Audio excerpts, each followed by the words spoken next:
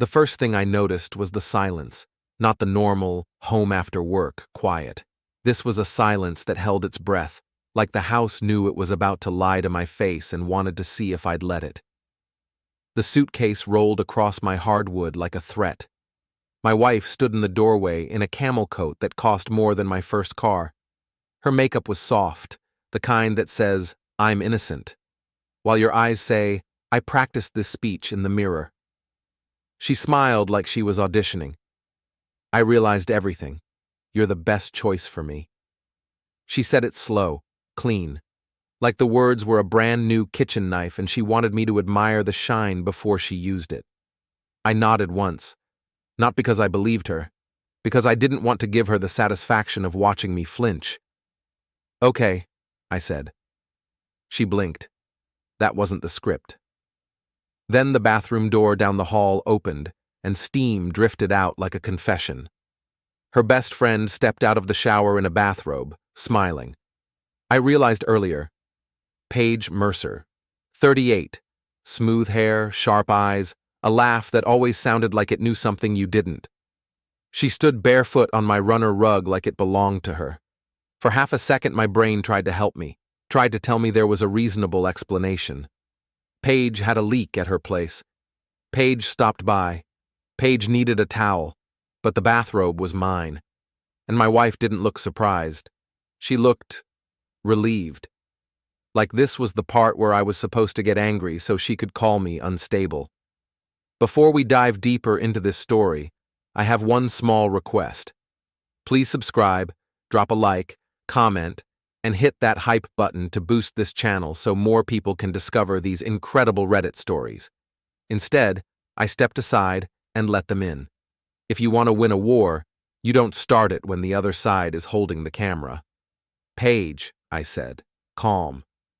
"Ethan," she replied, like we were neighbors meeting at the mailbox. My wife, Lila, set her suitcase down. The wheels clicked against the baseboard. She watched my face, waiting for heat, waiting for begging, waiting for anything she could use. I gave her nothing. "Long month?" I asked. Her mouth twitched. "You didn't call." "You didn't answer," I said. She moved closer, slow. Her hand rose like she might touch my arm, like she might prove we still fit. I leaned back just enough that her fingers found air. That tiny motion did something to her. I saw it. A flash of annoyance behind the sweetness. She didn't like that I was still standing. Paige walked into the kitchen like she lived here. She opened a cabinet, took out a mug. My mug. The one with the chipped rim. The one I'd used every morning since I moved in. The mug clinked against the counter. Soft. Domestic. Wrong. "You still drink the dark roast?" Paige said, not asking. "I still drink what's in the house," I said. Lila's eyes flicked toward the hallway. "I'm going to unpack." "Take your time," I said. She went upstairs. Paige stayed. She sipped coffee like it was a dare. "You look rested." "I sleep fine," I said. "When I'm not waiting for someone to come back and tell me what I'm supposed to feel." Her smile widened. "That's new." "No," I said. "It's practiced." She tilted her head. "Practiced how?" I looked at her. Really looked. The damp hair. The robe. The way her eyes moved over the room like she was inventorying what would be hers if Lila pulled the trigger. Then I heard the upstairs closet door open, hangers sliding, Lila moving like she belonged. Something in my chest tried to tighten. I didn't let it. I walked to the thermostat and nudged it down 2 degrees. The house exhaled cold. Paige watched me. "Is that your move? Make it uncomfortable?" "It's my house," I said. "I like it honest." Her laugh came out small, almost impressed. I turned, and that's when I saw it. A drop of water on the entryway tile, not from Paige's hair, from the umbrella stand. A fresh drip, still moving, like it had just been set there, but it hadn't rained today. I stared at it too long. Paige followed my gaze. Her smile didn't change, but her eyes did. And in that tiny shift, I felt the hook bite. Somebody had been here before they arrived. Somebody had rushed. Somebody had forgotten to dry the umbrella. You learn a person's lies the way you learn their smell. Not all at once. Not in some dramatic flash. It's slower. It sinks into the corners. It clings to the fabric. It lives in the little things. People think no one notices. Lila slept in the guest room the first night. She claimed it was to ease back in. I didn't argue. Paige didn't leave. She said her water heater blew and her building's maintenance was slow. She said it while standing in my kitchen with my mug, scrolling her phone like the world was late for her. My job makes me allergic to excuses. I'm a facilities project manager for a healthcare campus. My life is schedules, logs, access cards, work orders. If somebody says a valve just broke, I know to ask which valve and who signed off and what time it happened. At 3 a.m, I got up for water and heard the soft sound of laughter upstairs. From the guest room, not Lila's laugh, Paige's, low, private. I stood at the bottom of the stairs and listened, not like a jealous husband, like a man hearing an alarm and deciding if it's real. The laughter stopped. A floorboard creaked. Lila's voice floated down. "Ethan?" "Yeah," I called, like I'd been awake the whole time. "Couldn't sleep." "Me neither," she said. "Too quick." I went back to bed and stared at the ceiling. The fan spun.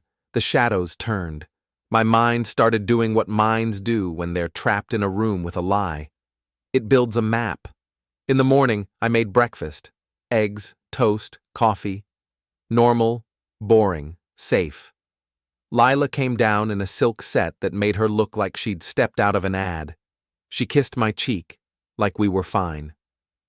Paige followed 5 minutes later, wearing my hoodie. My hoodie, the one I'd left on the back of the couch. I didn't say anything. You'd be surprised how much people will tell you when you don't punish them for it. I watched hands. I watched timing. I watched who looked at whom before answering. Lila kept checking her phone, angling it away from me like I was a stranger on the bus. Paige didn't bother. She wanted me to see she wasn't hiding. Later, while Lila organized, she asked if I'd changed the smart lock code. "No," I said. She exhaled. Relief. Like she'd been worried I'd done something without her permission. That made me smile, but only inside. I hadn't changed the code.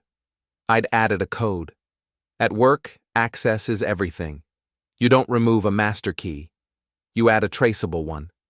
That afternoon, when they went out for groceries, I opened the lock app on my phone. Their code engaged at 12:17. They returned at 2:03. No grocery bags, just Lila's new handbag from the boutique downtown, white leather, loud hardware, and Paige's hair done like she'd been on a date. I didn't ask. I checked the car infotainment history later. Not hacking. It's my car, my name on the title, shared system. A saved address popped up under recent 421 Briarstone, a condo complex across town, and the timestamp said last week. During the month, Lila needed space. I sat in the driver's seat in my driveway with the screen glowing and felt something settle in me. Not rage, not heartbreak. Clarity. She hadn't just left me. She'd rehearsed leaving. I went inside, washed my hands like I'd touched something dirty, and started paying attention the way I do when a building has a hidden leak. Because if you find the leak, you can choose to fix it. Or you can choose to let it rot until the whole structure collapses. People think betrayal is loud. It's not. It's paperwork. It's calendar gaps and receipts and people using the word busy like it's holy. Lila's story was simple. She'd stayed with her sister out of state. She needed time. She wanted to reset. Paige backed her up with a casual confidence that was almost impressive. But when you manage a campus, you live by one rule. If it isn't documented, it didn't happen. So I documented. I didn't follow her. I didn't put a tracker in her bag. I didn't do anything that could get used against me in court later. I just used what already existed. Our HOA app showed gate entries. My phone showed lock activity. The car showed addresses. The credit card statements, shared, showed gas and coffee and parking. And the camera at my job, the one watching the employee lot, caught my wife's car leaving at 9:12 p.m. on a Wednesday. I'd worked late. That wasn't illegal. It's my workplace. I have permission to review footage for security incidents. I didn't pull it for her. I pulled it for the car. It was the same silver sedan I'd seen in the condo complex photos online for 421 Briarstone. Same dent on the rear bumper. Same stupid vanity plate frame that said, "Hustle." The driver? I couldn't see his face, but I didn't need to. I knew the shape of arrogance. I knew the kind of man who parks like the rules are for other people. I took a deep breath and filed it away. Then I did something Lila never expected. I called her mother, not to tell on her, not to cry, just to confirm the sister out-of-state story. Her mom hesitated. "She didn't come here," she said. "I didn't think she did," I replied. That pause was all I needed. The soft stumble in the lie. The way her mom didn't want to betray her daughter but didn't want to lie to me either. After I hung up, I sat at my kitchen table and stared at the mug ring Paige had left. A perfect circle, a mark, a warning. Lila came home late that night. She smelled like a hotel lobby, clean citrus and expensive soap. She touched my shoulder when she walked past, like she was checking if I was still there. I turned my head, looked at her hand, then looked at her face. "What?" she asked, smiling too fast. "Nothing," I said. "I'm just noticing how careful you're being." Her eyes narrowed for a split second. "Careful?" "With everything," I said. "Your words, your timing." She laughed, bright and false. "You're overthinking." I nodded. "I do that for a living." She moved away, and I knew she was going to keep treating me like the dumb guy in the story, the one who doesn't read the fine print, so I wrote my own fine print. At 11:47 p.m., the lock app pinged. Paige's code engaged.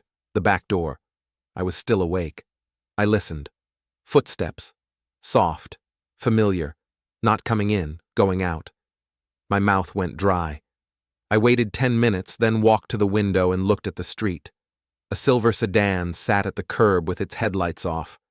Someone in the driver's seat lifted a hand in a casual wave toward my porch. Paige stepped into the dark and crossed the lawn without looking back. And I finally met the man Lila had been practicing to replace me with. Even from across the street, I could feel him smiling. On Tuesday, I changed a light ballast in a stairwell at work and caught myself thinking about my own house like it was a job site. Same rules. If something feels off, it usually is. If someone insists it's fine, it usually isn't. And if a person keeps you distracted, they're hiding a broken system somewhere you haven't looked yet. That night, I came home to Lila and Paige on the couch, knees touching, laughing at something on Paige's phone. They stopped the second I walked in. Not because I'd done anything, because my presence was a reminder they hadn't written the ending yet. "Hey," Lila said, too cheerful. I set my work bag down. "Hey." Paige patted the cushion beside her. An invitation. A test. I didn't sit. I went to the kitchen, opened the junk drawer, and stared at our keys. I hadn't looked at them in years. Why would I? The locks worked. The house opened. The doors closed. But tonight I counted. 1, 2, 3. The spare house key was missing. Maybe Lila had it. Maybe Paige did. Maybe it was nothing.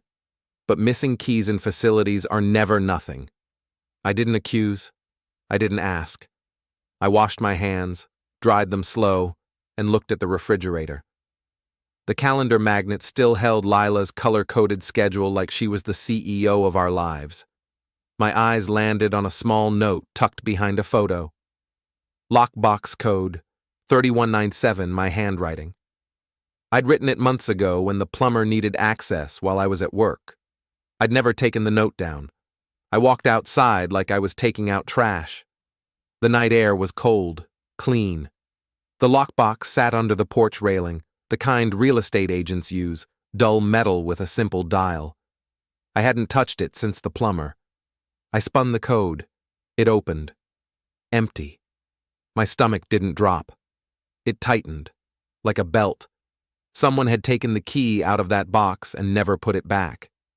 I stood there for a long minute, listening to my own breathing, and thought about how confident Lila had been walking back into my house.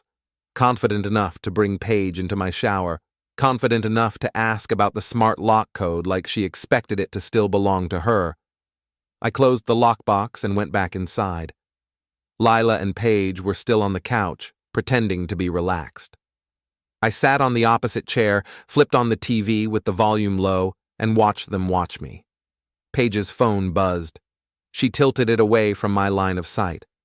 Lila's eyes followed it. Paige stood. "I'm going to make tea," she said. She walked into the kitchen, opened my cabinet, pulled out my kettle, and when she turned, her robe belt had shifted just enough for me to see the key ring clipped to her waistband. A small ring. 2 keys. One looked like a car key. The other was a plain brass house key. My key. I didn't react. I didn't stare. I just waited until she left the room, then looked at Lila. "Do you feel safe here?" I asked. She blinked. "What kind of question is that?" "A simple one," I said. "Do you feel safe?" She hesitated, and in that hesitation I saw the truth. She felt safe because she thought I wouldn't do anything. Safe because she thought decency meant weakness. Safe because she thought the house was still hers, even if I was still inside it. "I feel fine," she said, finally. I nodded. "Good." Paige returned with 2 mugs, set one in front of Lila, one in front of herself. She didn't offer me one. That was the point. I watched steam rise and imagined it as smoke from a slow fire. Later, when they went upstairs, I opened the lock app and created a new entry code. Not to trap them, to trace them. I named it Service. Because if they were going to treat my home like a job site, I was going to start auditing it like one.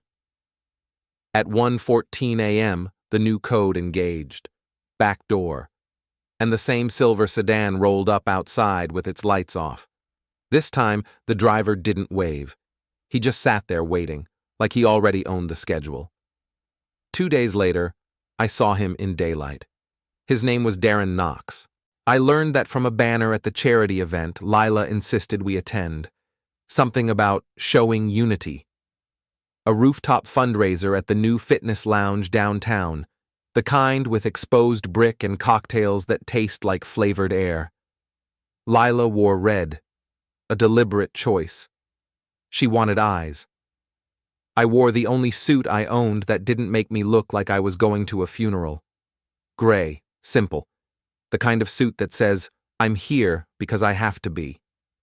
Paige hovered like a satellite, laughing too loud at jokes that weren't funny.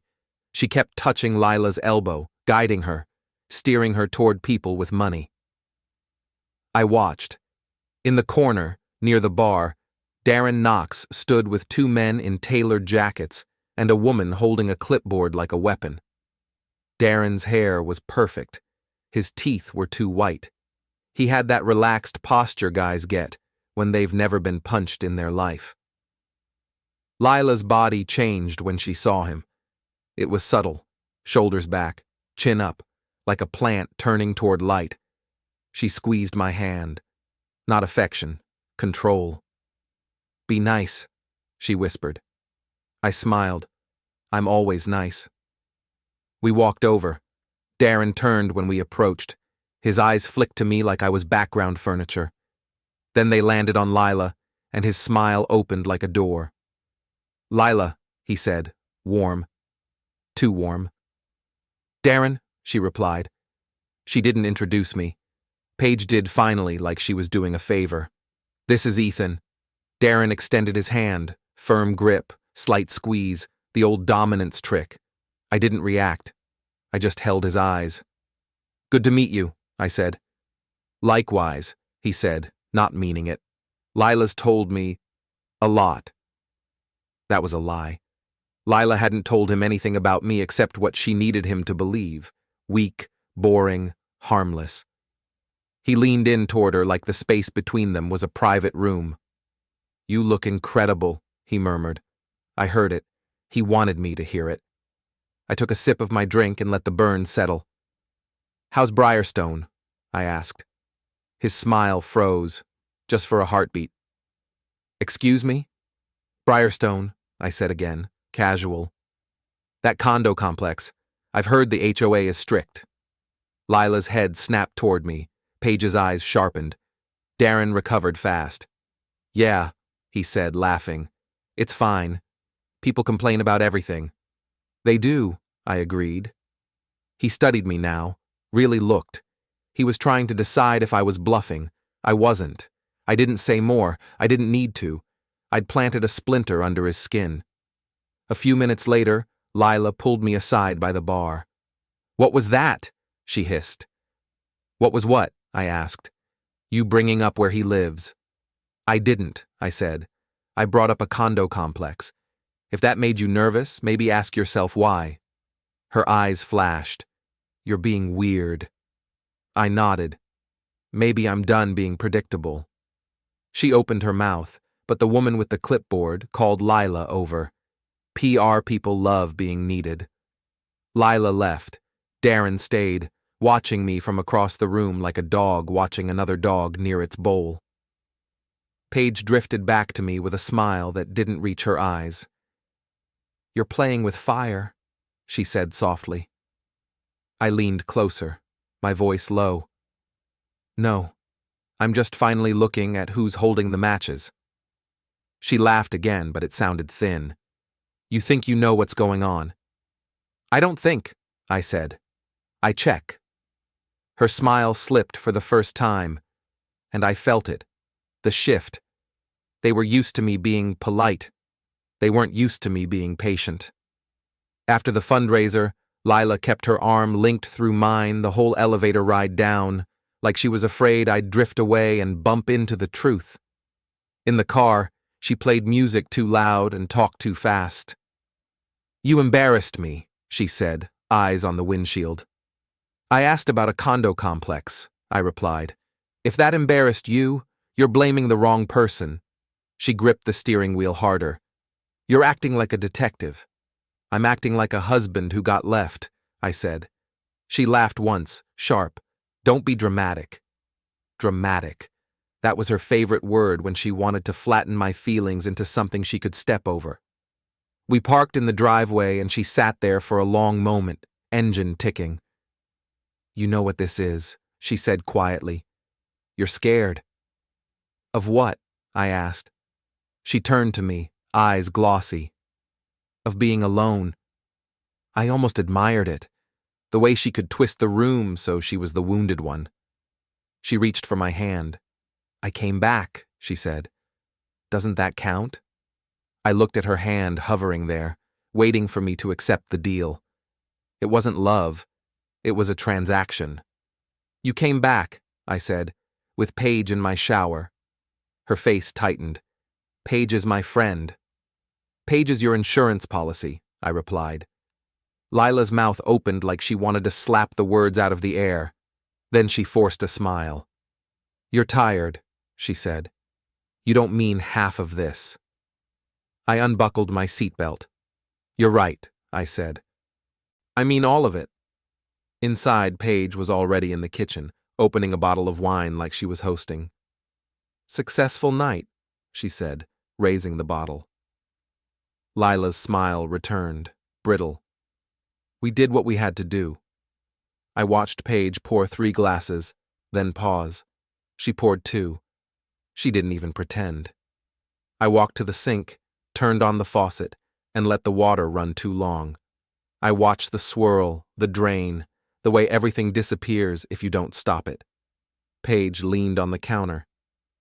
"You should let this go," she said. "You should stop saying that," I replied. She smiled. "Or what?" I turned off the water and dried my hands. "Or you'll find out I'm not as passive as you've decided." Lila stepped between us, voice sweet again. "Ethan, Please, we're trying. Trying. Like this was therapy, like the affair was a symptom. I nodded once. Then try honesty. Lila's eyes flashed. Fine, she snapped. You want honesty? Darren makes me feel seen. He listens. He has ambition. He doesn't settle. There it was. The insult she'd been holding back like a blade in her sleeve. I let it land. I even let my face soften, just enough to make her think she'd struck something vital. Then I said, quiet. And yet you came back to my house. Lila froze. Paige's smile faltered, because the truth was simple. If Darren was the answer, she wouldn't need me at all. She needed my stability, my credit, my house, my reputation. She needed my silence.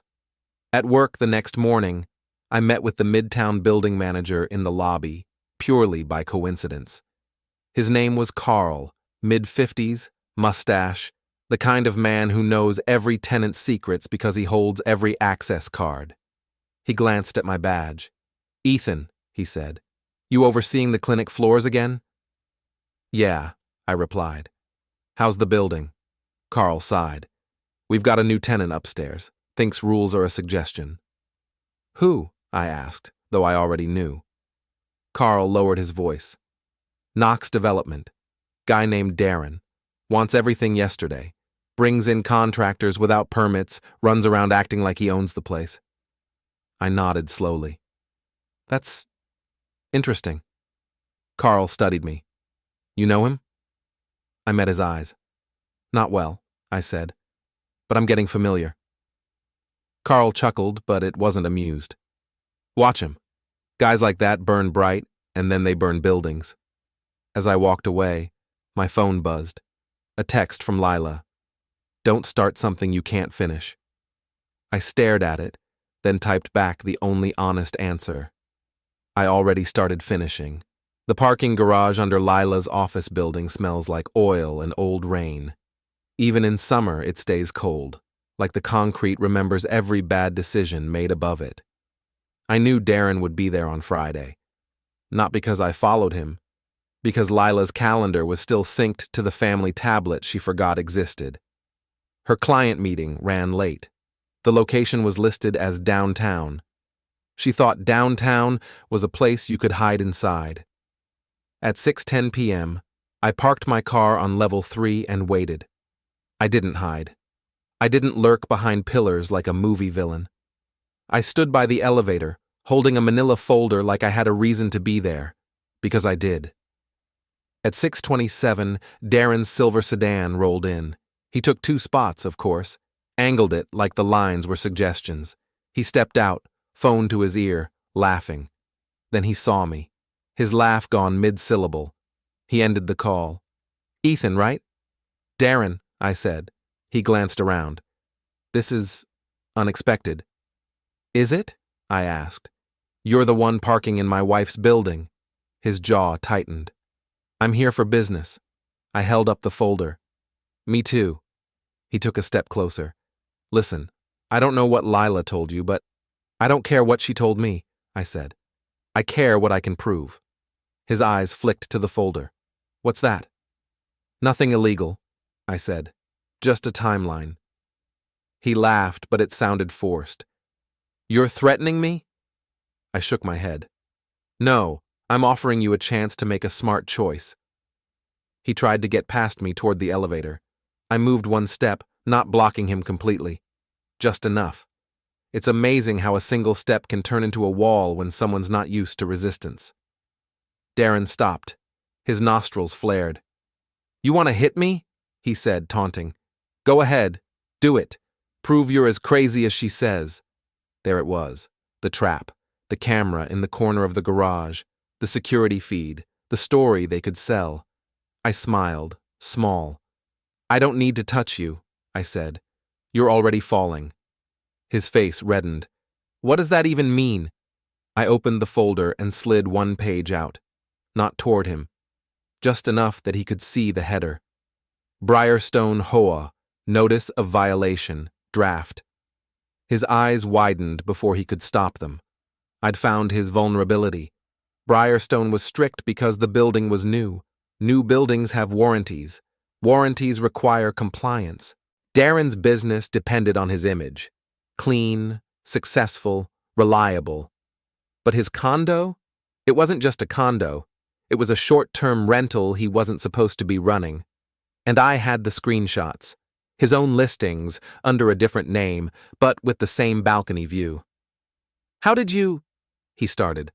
"I manage facilities," I said. "I know people. I read signs. I notice patterns." "That's stalking," he snapped. "It's public information," I replied, "and it's not even my best work." He swallowed. His bravado wobbled. "Why are you doing this?" he asked. I looked at him, and for a second I almost felt sorry. Almost. But then I remembered Paige in my hoodie, Lila's hand hovering like she was testing if I'd still let her own me. "I'm not doing anything," I said. "I'm just letting you see the edge before you step off it." He tried to laugh again, failed. "Stay away from my wife," I said. He smirked, desperate. "She's not your—" I leaned in close enough that he could smell my breath. Coffee, no whiskey, no rage. "Say that sentence out loud," I whispered, "and I'll make sure the next person who hears your name is an investor asking why their developer is running illegal rentals and dodging building rules." His eyes darted to the camera, then back to me. He backed away, not running, not yet, but retreating. "Whatever," he muttered. "You're pathetic." I stepped aside and let him pass, because I'd already won the moment that mattered. He got into the elevator, and as the doors closed, he looked at me like he'd just realized I wasn't harmless. The doors shut, and my phone buzzed with a message from Lila. "Where are you?" I typed back one word: work. You think you know the worst of it until you don't. That weekend, Paige invited me for coffee. Just me. Lila was busy. That's what she said anyway. She was always busy when she needed to pretend she had control. Paige chose a cafe with big windows and small tables, the kind where you can't raise your voice without sounding insane. She sat across from me, legs crossed, hands around her cup like she was holding heat. "I think we should talk," she said. "We are," I replied. Her lips tightened. "I'm trying to help you." I laughed once, soft. "You helped yourself into my shower?" Her eyes didn't blink. "Ethan, don't do that." "Do what?" I asked. "Notice?" She leaned forward. "Lila's confused. She's been under pressure. You know her. She needs stability." "Stability," I repeated. "Is that what you call a month-long disappearance?" Paige sighed like I was exhausting. "She didn't disappear. She made a choice." "And you helped," I said. Her fingers paused on the mug. A tiny freeze. There it was again. The truth flinching. Paige recovered. "I supported my friend." "You orchestrated it," I said. "There's a difference." She smiled, slow. "You're smarter than I thought." That sentence hit me harder than an insult, because it meant she'd been counting on me being dumb. "Why?" I asked. Paige's eyes went distant for a moment, like she was deciding how much to show. "Lila outgrew you," she said finally. "She needed a life that matched her ambition." "And you?" I asked. "What do you need?" Her smile returned, sharp. "I need things to be aligned." I sat back.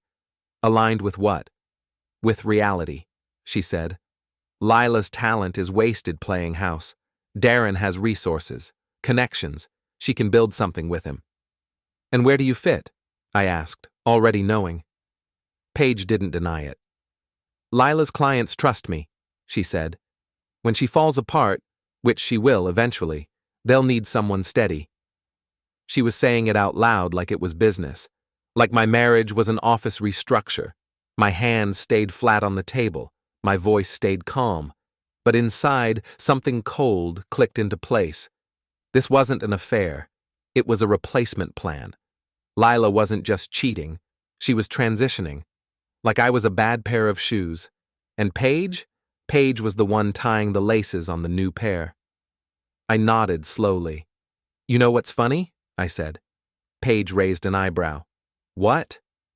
You think you're the mastermind, I said. But you're just a middle manager. Her smile flickered. Excuse me? I leaned in.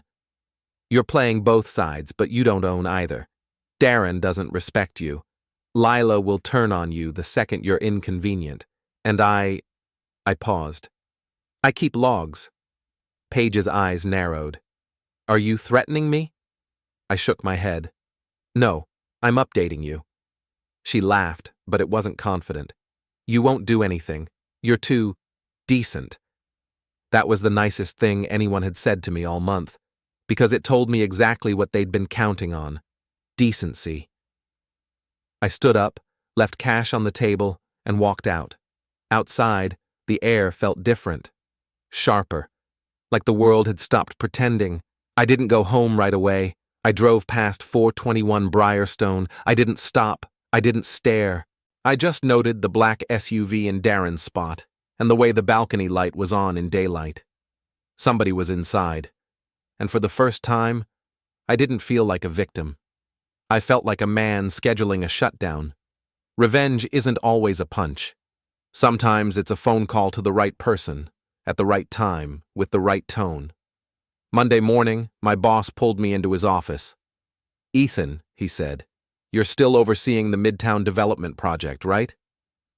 The Midtown Development was a mixed-use building our system leased space in, clinics on 2 floors, offices above. I handled facilities coordination with the building manager. Yeah, I said. He slid a folder across the desk. We got a complaint from the owner. Tenant on level 7 is making unauthorized changes, running loud classes, possible sublease. Level 7. Darren's company had just signed a lease there for his development office. He'd been bragging about it at the fundraiser. I kept my face neutral. What do you need? Just follow procedure, my boss said. Document, notify. If it's real, we need to protect our lease terms. We can't have chaos in the building. Chaos. I almost smiled. I'll handle it, I said. By noon, I had the building's incident log, a list of contractor permits, and a schedule of tenant access. Again, not hacking. It's my job. Darren's company had been bringing in equipment after hours. They'd also been using the freight elevator without approval. That alone was enough for a warning. But the best part? He'd been parking in a reserved space labeled Clinic Emergency. He did it because he didn't think rules applied. He did it because nobody told him no. At 2:15, I called the towing company contracted by the building. I need a tow, I said. Unauthorized vehicle in a reserved space, silver sedan, plate ending 9K. The dispatcher didn't ask questions. This wasn't personal. It was policy. At 2:49, Darren's car was lifted like a bad habit. At 3:10, Darren walked out of the elevator with 2 men in suits, investors, judging by the way they held themselves like they owned the air. He froze when he saw the empty space. He looked around, confused, then angry. He stormed to the security desk. I watched from across the lobby, holding a clipboard, blending in. The security guard pointed to the tow notice. Darren's face went red. He turned, scanning, searching for someone to blame. His eyes landed on me. I didn't smile. I just wrote something on my clipboard. Darren strode toward me, fast. Did you do this? He snapped. I looked up, calm. Do what? My car, he hissed. It's gone. I tapped the clipboard. Reserved spaces are clearly marked, I said. The signs are hard to miss. One of the suit men stepped closer, uneasy. Darren, what's going on? It's nothing, Darren snapped, but his voice cracked. Just some facility guy on a power trip. I shrugged, polite. I'm sorry for the inconvenience, I said. You can retrieve your vehicle at the impound lot. The address is on the notice. Darren's eyes burned holes in me. This is harassment. This is compliance, I replied. If you need help understanding the lease terms, I can schedule a meeting with building management. The investors exchanged looks. That look is lethal. It's the look people give when they realize you might be a liability. Darren swallowed hard and forced a laugh. Gentlemen, let's go upstairs. We'll handle this later. They followed, but the confidence was gone. When the elevator doors closed, Darren turned back and mouthed 2 words at me. You're gone. I lifted my pen like a salute, and I knew I'd just turned the first domino. That night, Lila came home with her smile too wide. You won't believe the day I had, she said. I might, I replied. She dropped her bag and leaned against the counter.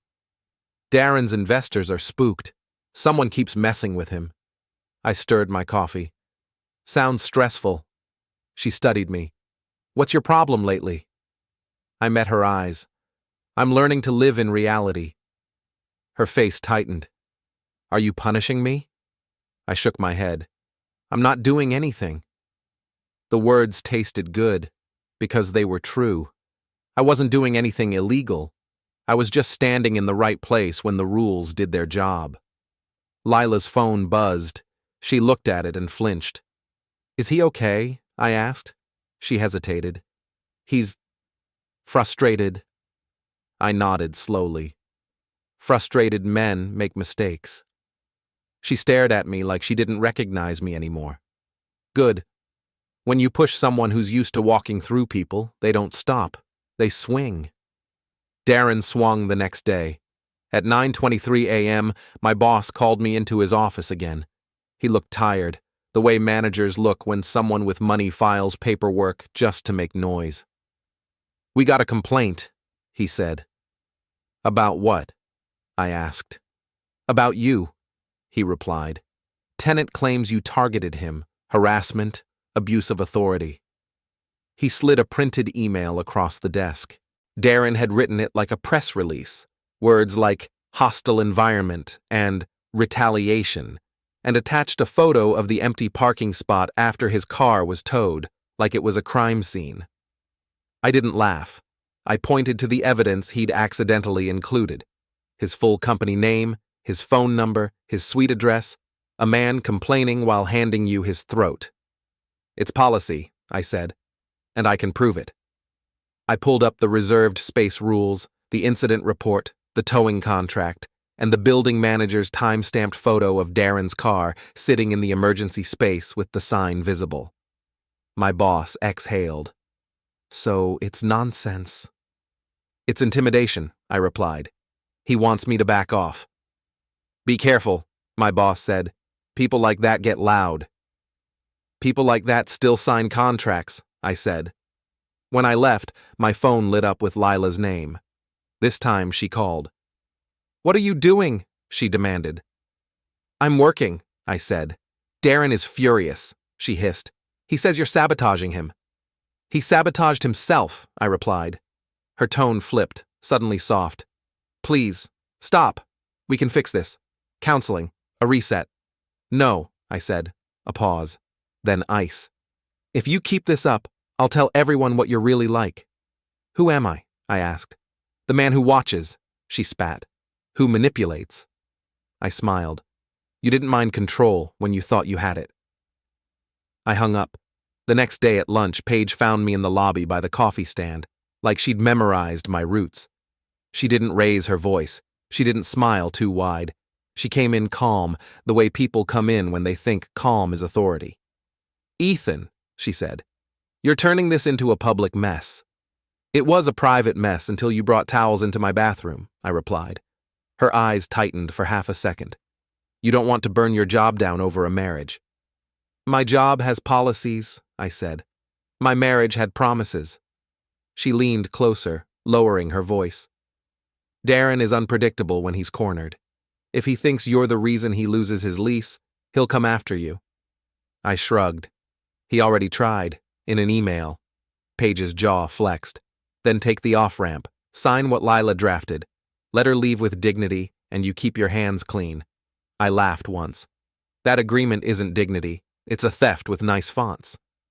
Paige's gaze slid over my face like she was searching for the soft part. You think you can outplay us, she said. I don't need to outplay anyone, I replied. I just need to stop letting you play in my house." For the first time, her confidence cracked. Not fear, something uglier. Calculation. Like she'd just adjusted the numbers and realized the margin was gone. She took a step back and made her voice gentle again.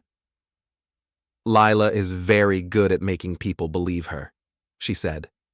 "I know," I replied. "I lived in it." Paige walked out without another word, heels clicking like punctuation. That evening, I opened the lock app and checked the log. The back door had been used while I was at work, once, quick. Not Lila's code, not mine. A key. I didn't panic. I added a new entry code labeled service and waited for the next time someone tried to move through my life without asking. If they wanted a fight, they'd have to sign in first. That night, I got home and found my office drawer slightly open. Not enough to notice if you weren't trained. Enough to tell me someone had been searching. I closed it, wrote one more line into my timeline, intrusion, internal, and slid the certified envelope deeper into the back, because now I knew who would try. When people feel a narrative slipping, they grab harder. Lila grabbed harder. She started acting like a perfect wife. She cooked. She laughed at my jokes. She touched my arm when she spoke, like she was marking territory. Paige stayed close, too. Always nearby. Always smiling. But the house felt like a stage, and I could see the wires. One evening, Lila sat across from me at the dining table, a folder in her hands. "I drafted something," she said, sweet. I didn't open the folder. "What is it?" "An agreement," she said. "Just practical. In case we separate." There it was, the paperwork, the slow poison. She slid it toward me like she was offering mercy. I glanced at the first page. It wasn't mercy. It was a trap. She wanted the house. She wanted the savings. She wanted me to pay temporary support while she restructured her business. She wanted me to fund her exit. I looked up. "Did Paige write this?" I asked. Lila's eyes flashed. "Why would you say that?" "Because it reads like someone who's never changed a furnace filter," I said. "All style. No structure." She stood up, chair scraping. "You're being cruel." I stayed seated. "No, I'm being accurate." Her breathing changed. She leaned over the table. "If you don't sign, I'll make this ugly." "Ugly how?" I asked. She swallowed. "I'll tell everyone what you're like, how you isolate me, how you monitor me." "How you monitor you?" I repeated, letting the word hang. "That's interesting." Her eyes darted. She realized she'd said too much. Paige appeared in the doorway, like she'd been waiting. "Ethan," she said softly, "don't do this. Just sign. Let Lila move on with dignity." I laughed. "Dignity?" I asked. "You mean the dignity of coming back with a month of lies and a bathrobe?" Paige's jaw tightened. Lila's face went pale. "You're paranoid," Lila snapped. I stood up slowly. "No," I said. "I'm prepared." I walked to my office, opened a drawer, and pulled out a separate folder. Thinner, cleaner, mine. Lila followed, furious. Paige lingered at the threshold. "What is that?" Lila demanded. "A schedule," I said. I laid it on the desk and turned it so they could see. It wasn't a divorce filing. It was a timeline. Dates, times, locations. Not guesses, not feelings, facts, lock entries, gate logs, the condo address, the fundraiser banner photo with Darren's arm too close around Lila's waist, the towing incident report, the building management email about unauthorized after-hours access addressed to Darren's company. Lila stared, mouth opening and closing like a fish. Paige's face hardened. "You can't use any of that," she said. "I'm not using it," I replied. "Not yet." Lila's voice shook. "What do you want?"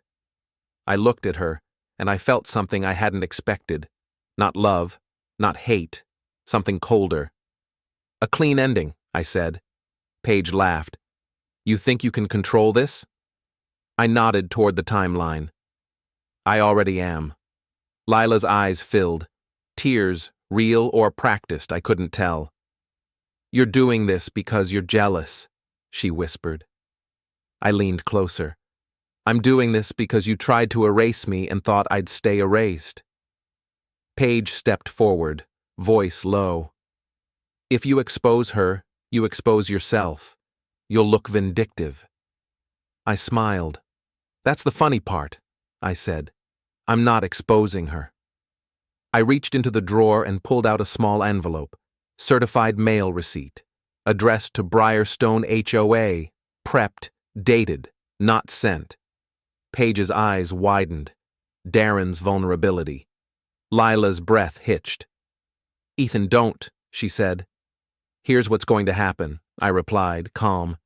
You're going to stop pretending you came back for love. You're going to sign a separation agreement that doesn't steal my life. And you're going to tell Darren to leave my house, my marriage, and my name out of his mouth. Paige's voice sharpened. And if we don't? I held the envelope up. Then the next 30 days of your life will be spent reacting instead of acting.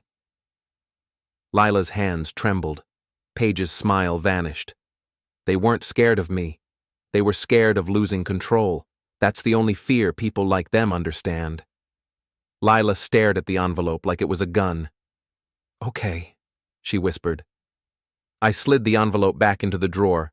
Then I added quietly, but I'm not done. Darren called me the next day. Not through Lila, not through Paige, directly. My phone rang at 8:06 p.m. His number was unknown, but the voice on the other end had arrogance baked into it like sugar in cheap cake. We need to talk, Darren said. We already did, I replied. No, he said. Somewhere private. Tonight. I should have said no. But sometimes the cleanest way to end a problem is to let it walk into the room you control. Where? I asked. There's a construction site off Rivergate, he said. My project. You'll come alone. I almost laughed. You want to meet me at your own building site? Yeah, he said, voice tight, because I'm done with your little games. My games. I thought about the tow, the lease, the logs. Rules aren't games. They're gravity. Fine, I said. Send the address. I told my coworker I'd be late to a maintenance check. I drove to Rivergate with my hands steady on the wheel. The site was dark except for one floodlight near the trailer office. Framed walls rose like ribs. Plastic sheeting flapped in the wind. Darren stood by the trailer door, arms crossed, trying to look bigger than he was. He didn't have anyone with him. Neither did I. I stepped out and closed my car door gently. No drama, no slamming. That's what angry people do. Darren's jaw worked. You think you can ruin me? He said. I think you ruin yourself, I replied. He took a step closer. Lila told me you're unstable. I shrugged. Lila says what she needs to say. He sneered. She chose me. I smiled, small. Did she? His face twitched. What's that supposed to mean? It means, I said, walking closer, you're a phase, a resource, a ladder. She doesn't love you. She loves what you let her show off.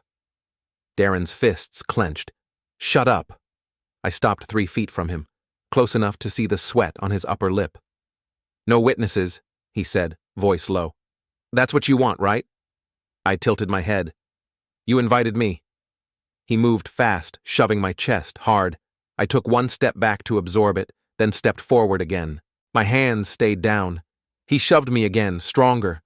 The floodlight threw our shadows huge against the trailer wall. 2 monsters if you didn't know better. I looked at him and spoke softly.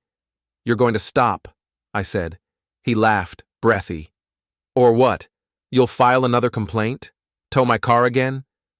I leaned in close, voice barely above the wind. Or I'll release the audio. His smile faltered. What audio? The audio of you, I said, telling your buddy on the phone that you're renting out the condo under the table and nobody checks because you know a guy. His face drained. That's not, it's your voice, I said. And it's legal. In my state, 1-party consent. His eyes darted. Panic. You recorded me? I shrugged. You called me from your phone. You left a voicemail. You didn't hang up all the way. People make mistakes when they're angry. That part was true. He had left a voicemail earlier ranting, and his line stayed open long enough for him to brag to someone else. I hadn't engineered it. I'd just saved it. Darren swallowed hard. "What do you want?" I stared at him until his posture sagged. Then I reached up, grabbed the front of his jacket, not yanking, not punching, just taking control of fabric, and pulled him close enough that he couldn't pretend. My grip was firm. My voice was calm. "You're going to send Lila a message," I said. "Right now, you're going to tell her you're done, that you're stepping away, that you don't want your name connected to hers." Darren's eyes burned. "She'll hate me." I smiled. "She'll use you. Either way, you lose." He shook his head, breathing fast. "You're crazy." I leaned in closer. "No," I whispered. "I'm organized." My hand released his jacket. I stepped back. He rubbed the spot like it hurt, even though it didn't. Pride bruises faster than skin. Darren pulled out his phone with shaking fingers. He typed. I watched. When he hit send, my phone buzzed. Lila's number. A message from Darren, forwarded to me by her within seconds, because she couldn't not show me her panic. "We can't do this anymore. It's getting messy. I'm out." Lila's reply came fast. "What are you talking about?" Darren looked up, eyes wild. "There. Happy?" I nodded slowly. "Almost." "What now?" he asked. "Now," I said. "You walk away, and you don't look back." He stared at me like he wanted to swing again. He didn't. He backed up, got into his SUV, and drove off into the dark, tires spitting gravel. I stood alone under the floodlight and felt the wind hit my face. It wasn't victory yet, but it was direction. By the time Darren asked for a private talk, the story had already moved past him. He didn't know it yet. Lila didn't either. They still thought the conflict was about romance, about pride, about who slept where and who looked at whom. They didn't understand that betrayal is a system. And systems don't collapse from emotion. They collapse from pressure at the right joints. After the construction site, Lila came home like a storm. She didn't slam the door. She didn't scream. She was smarter than that. She just stood in the kitchen with her phone in her hand, staring at me like she was trying to decide if I was real. "What did you say to him?" she asked. I poured coffee. "Nothing," I replied. "He said plenty on his own." Her voice shook. "He texted me like I'm disposable." I looked at her over the rim of my mug. "You made disposable choices," I said. "Now you're surprised the people involved are disposable too." She flinched like I'd hit her. "Ethan," she whispered, "I'm your wife." "You're my wife on paper," I said. "Your actions change the rest." She stepped closer, lowering her voice. "If you keep attacking him, he'll retaliate." I nodded once. "Maybe." She grabbed my arm. Not hard, just enough to remind me she was capable. I looked down at her fingers, then back at her face. "Don't touch me like that," I said quietly. She released me like she'd been burned. Upstairs, Paige was on a call. I heard her through the thin hallway wall, voice clipped, professional. "No, I can take over," she said. "Lila's distracted. I've already stabilized the deliverables. You won't lose momentum with me." I stood still and listened, letting the words settle, not because I needed more proof, because it amused me how openly she did it in my house. When she ended the call, she came downstairs and found me at the table with my laptop open. "You're working late," she said. "I'm scheduling," I replied. Her eyes flicked to the screen. "Scheduling what?" I turned the laptop slightly so she could see the calendar invite draft. "Tenant Compliance Review, Midtown Development, Level 7 Conference Room, Attendees, Knox Development, Building Management, Lease Agent, Facility Oversight." Paige's smile twitched. "That's not necessary," she said. "It's necessary," I replied. "The building needs documentation, and so do I." She sat down across from me, the way she always did when she wanted to feel in control. "You're burning everything," she said. "Your marriage, your reputation, your work." I nodded. "Good," I said, "because the version of my life you were living in was already ashes." Paige's eyes narrowed. "You're enjoying being cruel." I leaned forward. "No," I said. "I'm enjoying being accurate."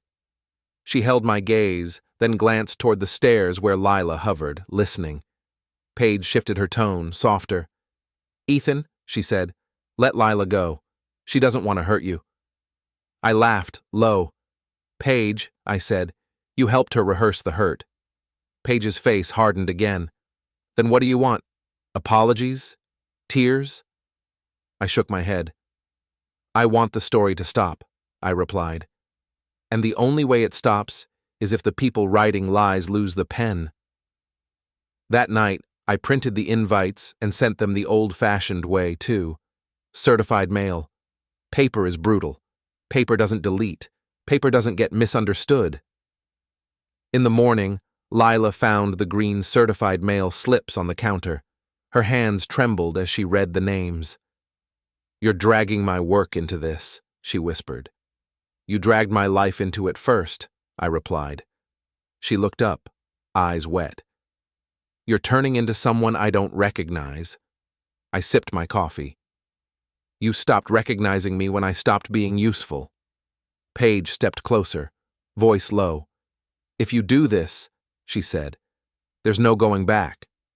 I met her eyes. "That's the point." She stared at me for a long moment, then smiled, small, thin. "Okay," she said. "Let's see what you've got." As she turned to walk away, I noticed the tiniest thing. Her purse zipper was open, and my spare key ring, my brass key, was no longer clipped to her waistband. She'd moved it, prepared to leave fast, prepared to lock me out of my own house if things went wrong.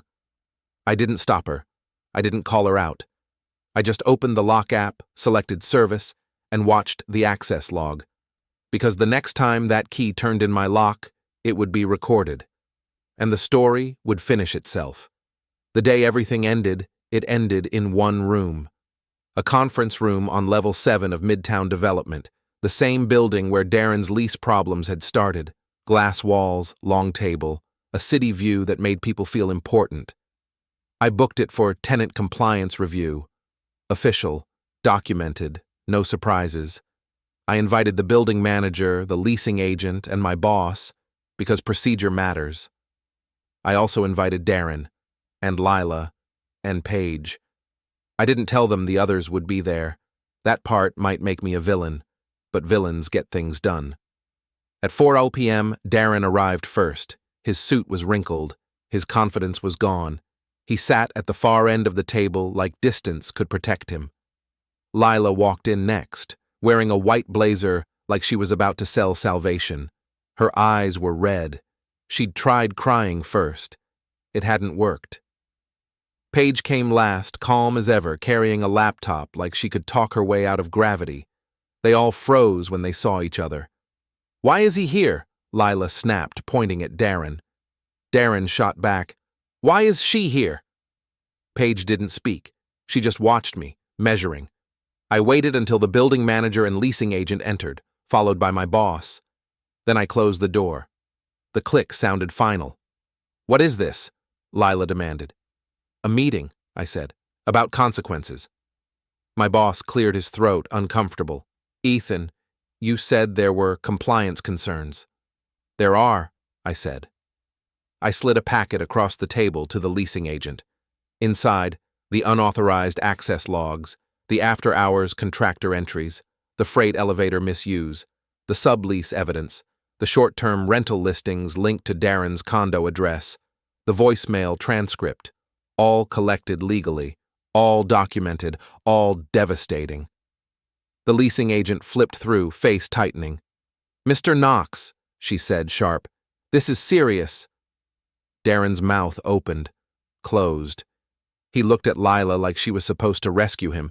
She couldn't even rescue herself. Paige finally spoke. "Ethan," she said softly, "this is excessive." I looked at her. Is it?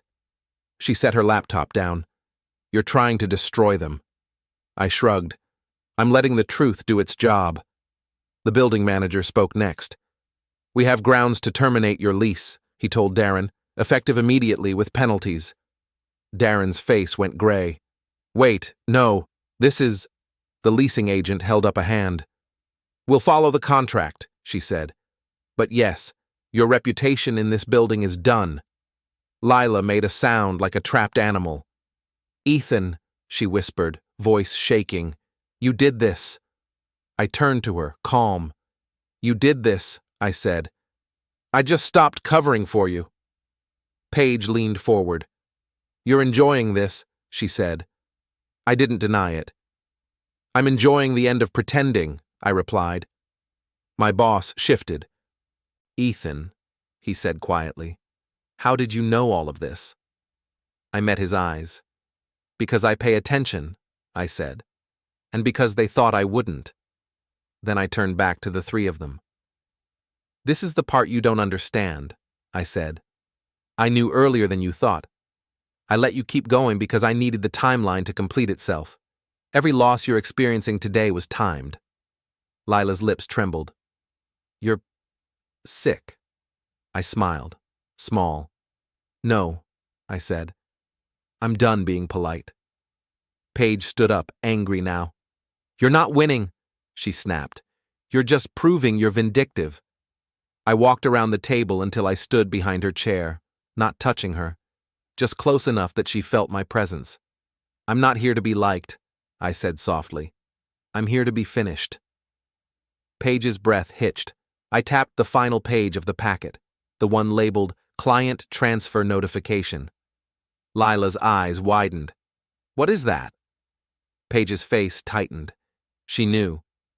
I emailed your top 3 clients, I said to Lila, not to smear you, to notify them professionally that Paige has been acting as an unauthorized intermediary on their accounts while you were away. I included documentation. It's their choice what to do. Paige's voice went flat. You can't prove intent. I don't need intent, I replied. I need records. Lila turned on Paige. You did what?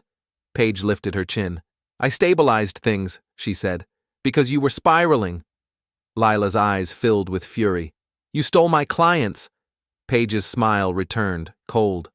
I saved them from you. Darren laughed, bitter. This is insane. I looked at him. No, I said. This is accurate. The room cracked open into shouting, Lila at Paige, Darren at Lila, Paige slicing back with calm cruelty. I watched like a man watching a building collapse exactly where the engineers said it would. When the noise peaked, I raised my hand once, not a gesture of power, a gesture of control.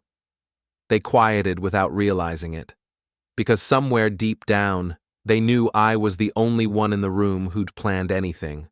I slid a final document across to Lila, a separation agreement, fair, clean, no theft. She stared at it, breathing hard.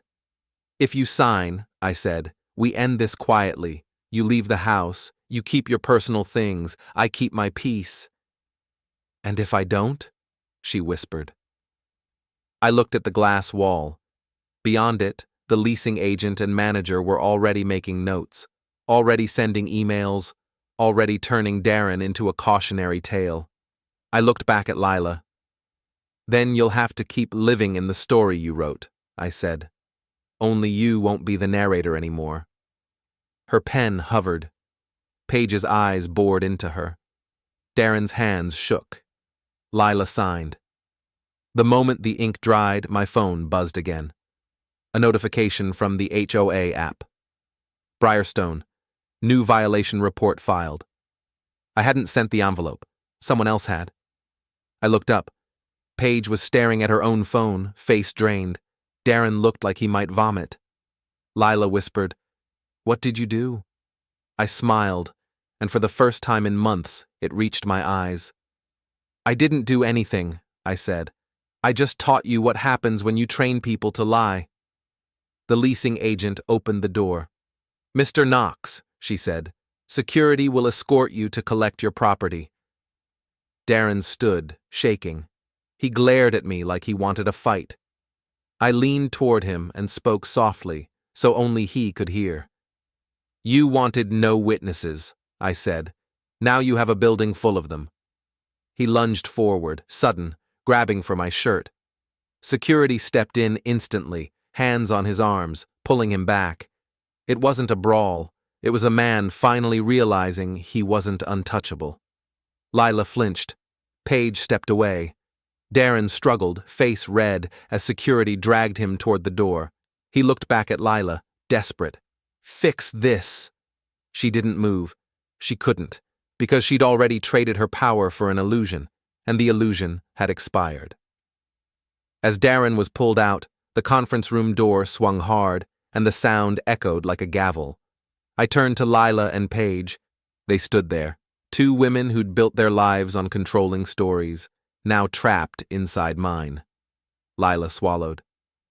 So, what now? She asked.